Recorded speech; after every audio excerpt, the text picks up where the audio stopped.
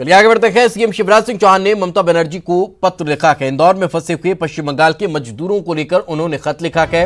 CM Shivraj Singh Chauhan ने ममता बनर्जी से अनुरोध किया है कि इंदौर में जो श्रमिक फंसे हुए हैं कोलकाता के बीच श्रमिक ट्रेन चलाने का उन्होंने अनुरोध किया है ताकि इन मजदूरों को यहां से रवाना किया जा सके।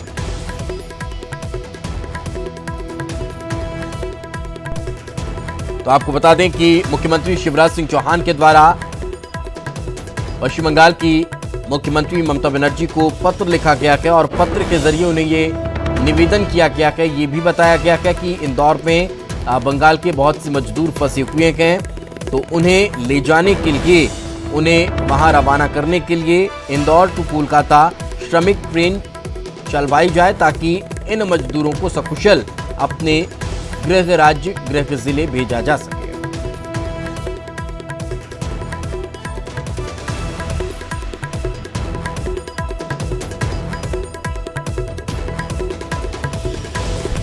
और ज्यादा जानकारी के साथ हमारे सहयोगी मनोज हमारे साथ जुड़ चुके हैं, उन्हीं से बातचीत करते हैं और जानते हैं कि आखिर मनोज क्या इस पत्र का अभी तक कोई जवाब आ पाया और पत्र में और कौन कौन सी बातों का जिक्र है?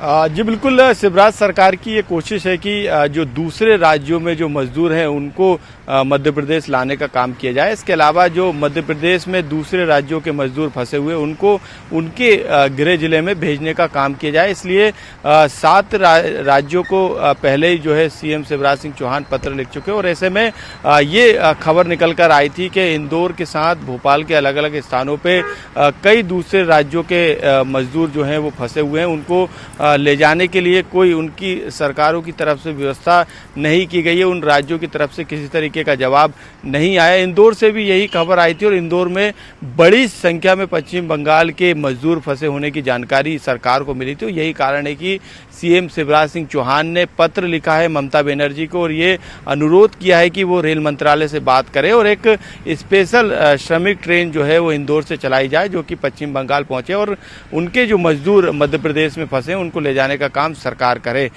पत्र लिखा गया है, अभी तक हालांकि दीपेश किसी तरीके का जवाब नहीं आया है। हालांकि अब इसके कई सियासी मायने भी जो है दीपेश निकाले जाने लगे हैं क्योंकि जिस तरीके से केंद्र से सीधे तौर पर जो है ममता बनर्जी का टकराव कई मौकों पर देखा गया है। ऐसे में सरकार चाहती तो यहाँ से रेल मंत्रालय को लिखकर एक स्पेशल ट्रेन की मांग भी कर सकती थी, लेकिन जिस तरीके से पत्र लिखा है इसको लेकर अब सियासी रंग भी देने की कोशिश राजनीतिक दलों के द्वारा की जा रही है। हालांकि बड़ी संख्या में मजदूर जो है पश्चिम बंगाल के इंदौर के साथ दूसरी जगहों पे, यही कारण है कि सीएम शिवराज सिंह चौहान की ये कोशिश है कि जो मजदूर है जो कि ये बार बार प्रशासन से मांग कर रहे हैं कि उन्हें उनके घर भेजा जाए, सरकार इस स्तर पर व्यवस्था करे। यही कारण है कि सीएम शिवराज सिंह चौहान आगे आए। मुख्यमंत्री के द्वारा लिखा गया है। बहुत बहुत शुक्रिया इस तमाम जानकारी के लिए। आगे बढ़ते हैं। इंदौर में कोरोना के 95 नए केस सामने आए हैं। जिले में पॉजिटिव मरीजों की संख्या अब 2565 हो चुकी है। अब तक 101 लोगों की कोरोना से मौत हुई है। 1000 से ज्यादा मरीज स्वस्थ हो चुके हैं। ये बड़ी खबर इस वक्त हम आप तक पहुंचा रखे हैं। 95 नए केस सामने आ चुके हैं। तो इंदौर में अगर देखा जाए तो अब तक का किसी बीमारी से मौत का आंकड़ा 101 का बहुत ज्यादा पहुंच चुका है। 101 लोगों की जान इंदौर में कोरोना की वजह से चली गई है और पॉजिटिव मरीजों की संख्या अगर देखी जाए तो 2565 मरीज अब तक कोरोना के यहां पर पीड़ित मिले। और ज्यादा जानकारी के साथ हमारे सहयोगी विकास हमारे साथ जुड़ चुके हैं। विकास, क्या ताजा जानकारी, किस तरह से और हालात को कंट्रोल करने की कोशिश चल रही है? बिल्कुल दीपेश, आपको बता दूं कि इंदौर में नए कोरोना के 95 मरीज मिले हैं। हालांकि इससे अलग अगर बात की जाए तो कुल मिला के 2500 का आंकड़ा ये टच कर चुका है अभी तक कोरोना पॉजिटिव इंदौर में।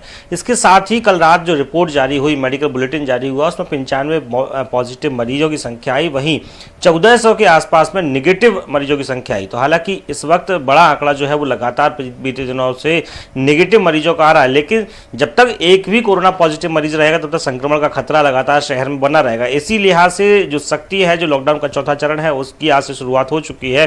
तो इंदौर में जिस प्रकार से पूर्व से ही ऐसा अनुमान लगाया जा रहा था कि यहाँ खास रियायत नहीं मिलने वाली है, तो पूर्ववत जो सख्तियाँ थी वही यहाँ चलती रहेंगी। इसके साथ में कुछ जो इलाके हैं वहाँ खास मॉनिटरिंग जो पहले से बढ़ाई गई थी वो चलती रहेगी।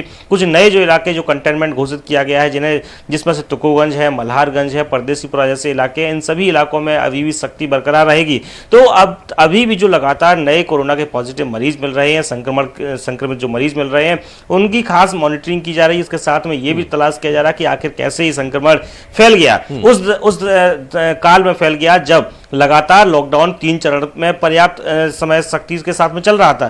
तो इन सब की कॉन्टैक्ट हिस्ट्री तलाशी जा रही है। साथ साथ में ये भी लगातार प्रयास किए जाएंगे कि अब और नए मरीजों में कोरोना संक्रमण ना हो। पूर्ण बात आपने कही है कि अब ये कोशिश और ज्यादा बलवती होती दिखाई दे रही है कि नए एरियो में ये संक्रमण न पहुंचे, इसके लिए कहीं ना कहीं कोशिश होती दिखाई देगी। बहुत बहुत शुक्रिया इस तमाम जानकारी के लिए।